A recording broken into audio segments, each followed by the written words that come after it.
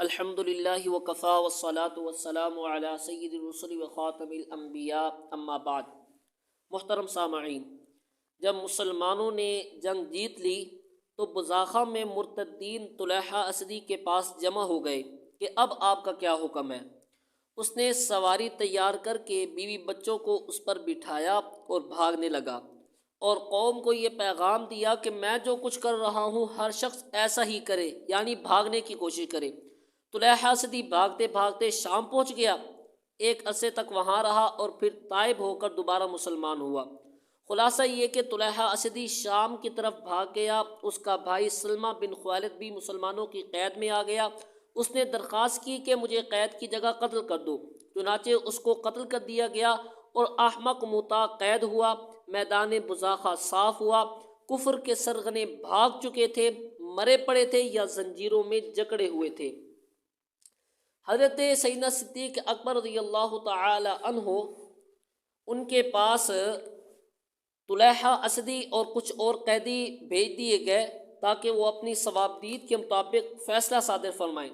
جب مدینہ منورہ میں احمق مطاع کو پہنچایا گیا تو مدینہ منورہ کے بچے اس کی طرف دوڑ پڑے اور کھجور کی ٹہنیوں سے اس کو مارتے اور کہتے، اے اللہ کے دشمن، تم اسلام قبول کرنے کے بعد کفر کی طرف چلے گئے، شرم کرو، ڈوب مرو۔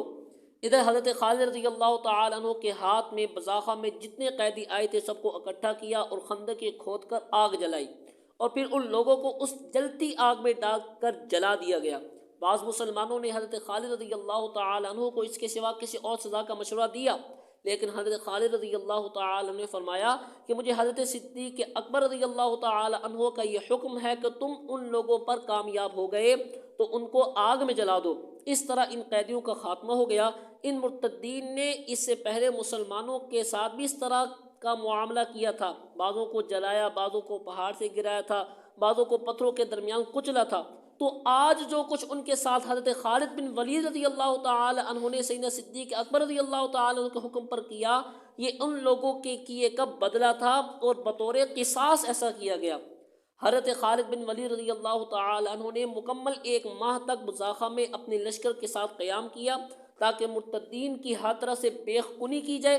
مرتدین نے اپنی عورتوں اور بچوں کو عام طور پر اس علاقے سے ہٹا دیا تھا، اس لیے وہ قید میں نہیں آئے، اور وہاں پر حالات درست ہونے کے بعد وہ لوگ دوبارہ اسلام میں داخل ہوئے۔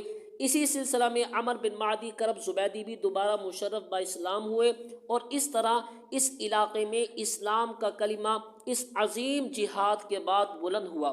محترم سامعین، اس سارے قصے سے ہمیں معلوم ہوا کہ حالات اگرچہ سازگار نہ ہوں، طاقت بکھری ہو، قوت منتشر ہو، لیکن بات جب آ جائے عقیدہ ختم نبوت کی، تحفظ ختم نبوت کی، تو پھر خدا کی ذات پہ بھروسہ کرتے ہوئے میدان عمل میں اتر کر دشمنان تحفظ ختم نبوت کا مقابلہ کرو تو اللہ رب العزت بھی آپ کو فتح و کامیابی سے ہمکنار فرمائیں گے۔